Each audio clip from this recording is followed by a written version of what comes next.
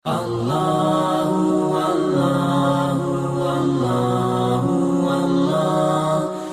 ini kita harus hati-hati teman-teman sekalian, karena pintu takut ini selalu ditunggang oleh syaitan. Saya kasih contoh begini. Kalau ada satu rumah di Indonesia ini, anggap di Bali sinilah, karena antum lagi di Bali. Ada satu rumah teman-teman sekalian, di situ ada orang bunuh diri, gantung diri. Kira-kira mau beli rumahnya nggak? Jawab jujur ya. Kenapa nggak mau? Hah? Setelah saya jelaskan malam ini, beli besok ya. Diskonnya buat saya. Baik, banyak orang jawabannya takut. Kenapa takut? Ada ruh gentayangan. Baik, simpan contoh itu. Ada contoh kedua teman-teman. Ada satu rumah, tadi bunuh diri ya. Sekarang satu rumah dibunuh oleh perampok. Mau beli rumahnya nggak? Sama juga. Masya Allah, cuma 3 orang yang jawab, yang lain berani semua. Nggak mau juga beli. Kenapa? Takut. Ada ruh gentayangan. Teman-teman sekalian, ambil dari saya malam ini dengan izin Allah. Ini ilmu dari wahyu, bukan dari saya. Tidak ada ruh gentayangan. Nggak ada ceritanya dalam Islam kuburan terbuka pocongnya keluar. Nggak ada itu. Nggak ada tangan dari kloset tarik-tarik orang.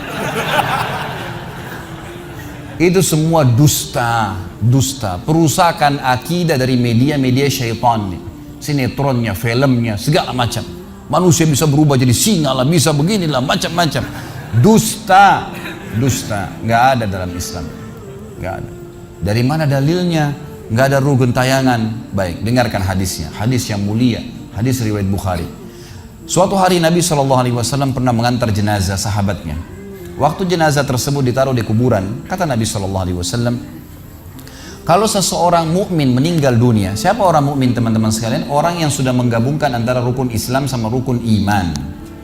Kalau antum syahadat sudah, muslim, alhamdulillah, sholat 5 waktu, zakat, puasa Ramadan, haji, sudah dikerjain.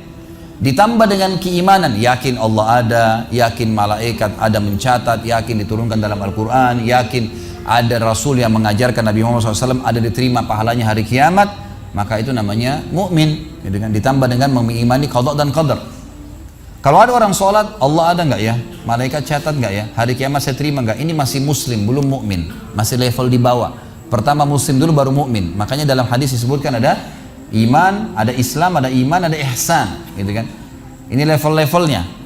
Nah, kata Nabi SAW, kalau orang mukmin menggabungkan antara rukun Islam sama rukun iman, sholat yakin Allah ada, sholat begini dan seterusnya, maka akan datang kepadanya 3 sosok malaikat pada saat meninggal. Dan ini teman-teman bukan dongeng saya ceritakan, ini hadis Nabi, berita wahyu yang pasti kita semua akan saksikan.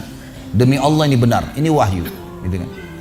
Malaikat datang, di kiri kanannya malaikat rahmah yang membawa kain kafan dari surga, yang satu malaikat maut diubun-ubun kepalanya sambil berkata, ya ayyatuhan nafsul mutmainnah irji ila rabbiki radiyatan mardiyah. Hai jiwa yang baik, keluarlah kepada rahmat dan pengampunan Tuhanmu.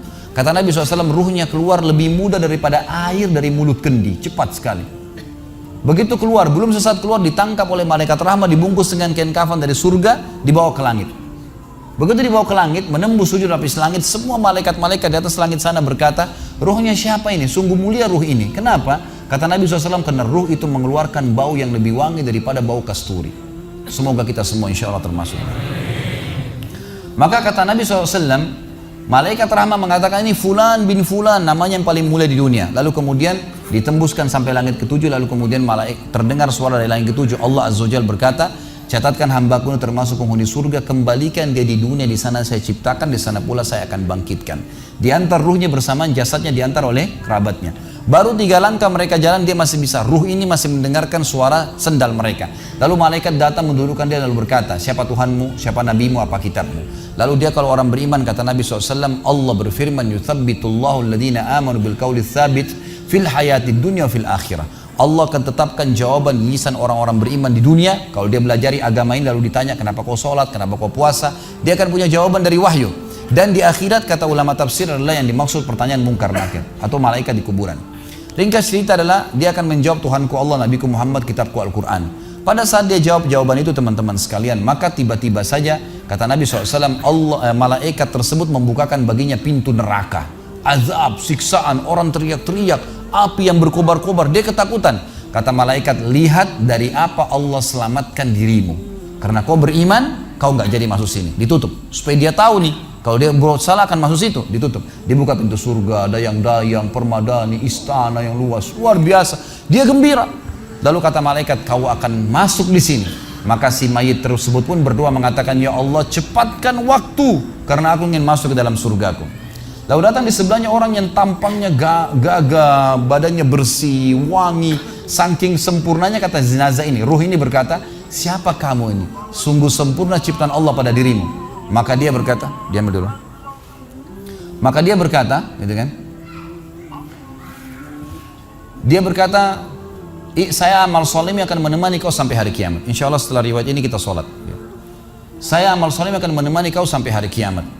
Maka kata Nabi SAW terdengar suara, ya Allahu alam di sini disebutkan Allah atau malaikatnya, tapi yang jelas menyampaikan dari Allah Subhanahu Wa Taala, lapangkan kuburan hambaku ini seluas pandangan matanya dan bukakanlah pintu surga baginya setiap pagi dan petang dia melihat, maka jadilah kuburannya taman dari taman surga sampai hari kebangkitan.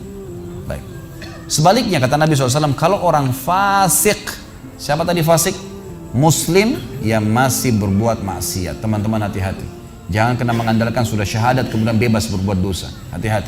Fasik dan orang kafir proses matinya sama. Kata Nabi SAW, orang fasik dan orang kafir akan datang kepadanya 3 malaikat. 2 malaikat azab di kiri kanannya, 1 malaikat maut dibunuh-bunuh kepalanya yang berkata, hai jiwa yang busuk, keluar kepada kemurkaan Tuhanmu. Maka ruhnya berantakan di tubuhnya, tidak berani keluar. Lalu malaikat maut menariknya dengan keras, ibaratnya seperti bulu domba yang dibasahkan, dililitkan di pohon berduri lalu ditarik dengan keras sehingga berantakan bulu domba itu. Keluar, belum sesaat keluar ditangkap oleh malaikat azab, dibungkus dengan kain kafan dari neraka, dibawa. Baru langit pertama nggak dibukain pintu oleh para malaikat. Lalu malaikat langit berkata, siapa ruh ini? Sungguh buruk ruh ini. Kenapa? Kata Nabi SAW, karena ruh itu mengeluarkan bau yang lebih busuk daripada bau bangkai. Wa na'udzubillah. Lalu malaikat azab membawa mengatakan, ini ruhnya Fulan bin Fulan, ya, orang yang disebutkan nama paling buruk di dunia. Lalu terdengar suara dari langit, Allah berkata, catatkan hambaku ini termasuk penghuni neraka. Di sana kembalikan dia di dunia, di sana saya ciptakan, di sana pula saya akan bangkitkan. Di antara ruhnya bersamaan pengantarnya mengantar jenazahnya. Begitu masuk dan 3 langkah, ya, orang-orang mengantarnya lewat, malaikat datang mendudukkan dia mengatakan, siapa Tuhanmu, siapa nabimu, apa kitabmu. Walaupun muslim, rekam baik-baik ini, ya, lahir dalam keadaan Islam, sesekali sholat, fasik, masih banyak maksiat, tidak tobat sebelum meninggal, sama. Jawabannya kata Nabi SAW dengan orang kafir, innama aqulu kama kana yaqulun nas. Saya nggak tahu, saya cuma ikut-ikut dulu orang bilang apa, nggak bisa jawab. Lalu kemudian dibukakan baginya pintu surga, dayang-dayang, permadani, istana, pemandangan yang luar biasa, gitu kan? Maka dia kagum, kata malaikat, lihat dari apa kau haramkan dirimu. Dulu kau bisa masuk sini, tapi kau tidak mau, ditutup. Dibuka pintu neraka, azab, siksaan, orang dipotong, teriak-teriak, kesakitan. Lalu dia ketakutan, kata malaikat, ini tempat kau selamanya, kau tidak akan bisa lari. Maka dia berdoa mengatakan, ya Allah jangan kau cepatkan waktu karena aku tidak ingin masuk ke dalam nerakaku. Lalu datang di sebelahnya orang yang buruk tampangnya, bau badannya nggak enak. Lalu saking buruknya kata jenazah ini, kata ruh ini, siapa kamu ini? Pergi dari saya, sungguh buruk ciptaan Allah pada dirimu. Maka dia mengatakan, tidak, saya amal burukmu yang akan menemani kau sampai hari kiamat. Lalu dalam penutupan hadis Bukhari ada 2 riwayat. Yang pertama, Allah Azza wa Jal, ya, mengirim kepadanya malaikat yang tidak punya penglihatan dan pendengaran. Allahu alam bagaimana nih? Yang membawa sebuah besi, yang kalau besi itu seluruh jin dan manusia bersatu mau membalik saja mereka tidak mampu. Bayangkan seluruh jin miliaran, seluruh manusia miliaran, balik saja mereka tidak mampu. Ini saking kuatnya malaikat tersebut. Maka menghantamkan ke tubuh orang ini, hancur, diutuhkan kembali lagi. Begitu terus sampai hari kiamat. Riwayat yang kedua mengatakan, Allah Azza wa Jal membuat dinding kuburannya merengut tubuhnya, menjepit tubuhnya sampai seperti ini tulang rusuknya.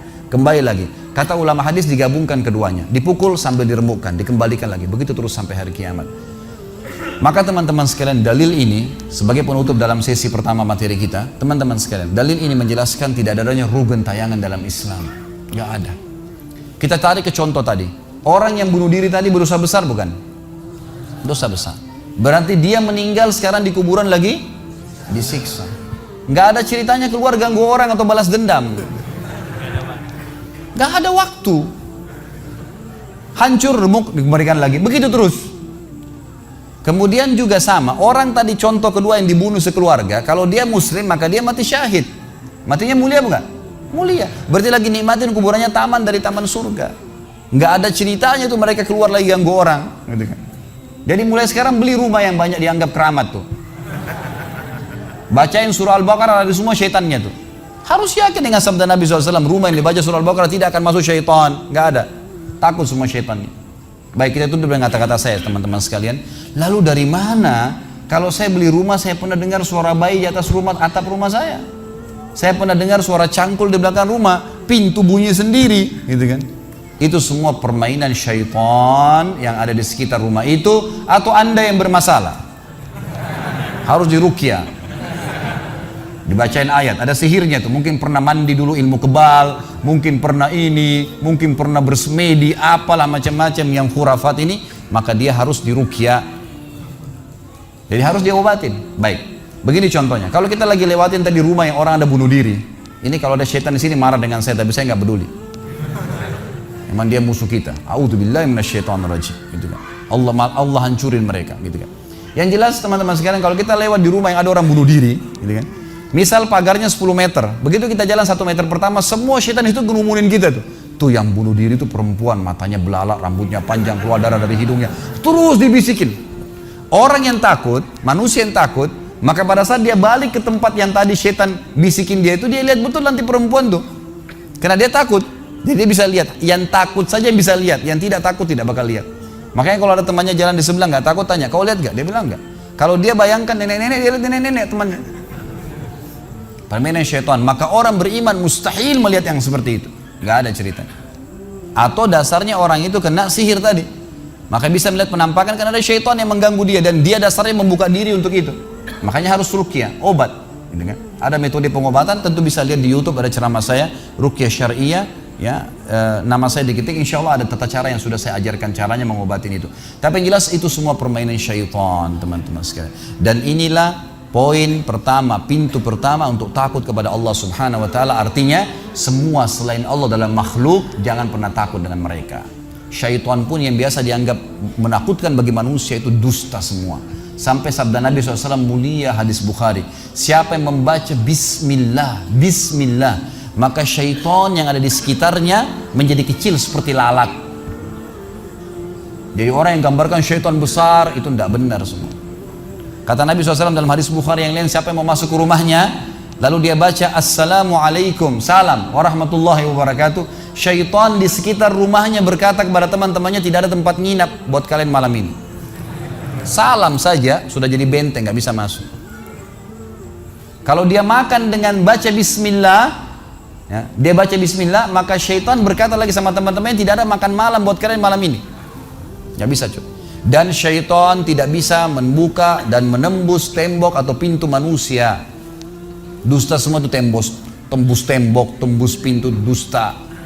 Karena Nabi SAW yang bilang, syaitan tidak bisa membuka kembali pintu yang ditutup oleh manusia. Syaitan tidak bisa membalikkan ya, panci yang sudah ditutup oleh manusia. Maka padamkanlah lampu kalian, tutuplah panci-panci kalian, karena syaitan bisa menunggangi makhluk yang lain.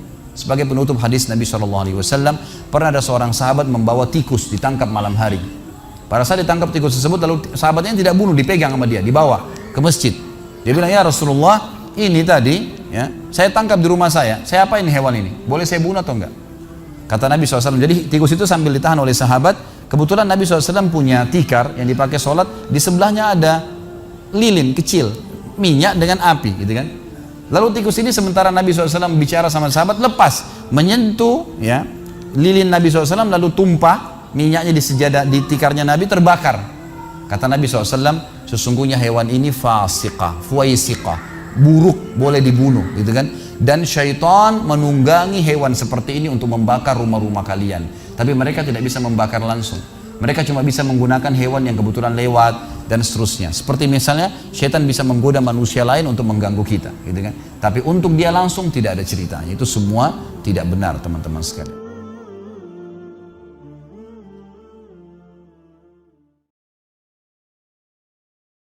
Mari kita sama-sama selalu follow dan juga tentu lakukan pada semua channel-channel dakwah yang baik yang menyebarkan agama Allah Subhanahu wa taala, karena hak itu kebenaran bila dijunjung tinggi dan dipertahankan tentu batil akan hilang.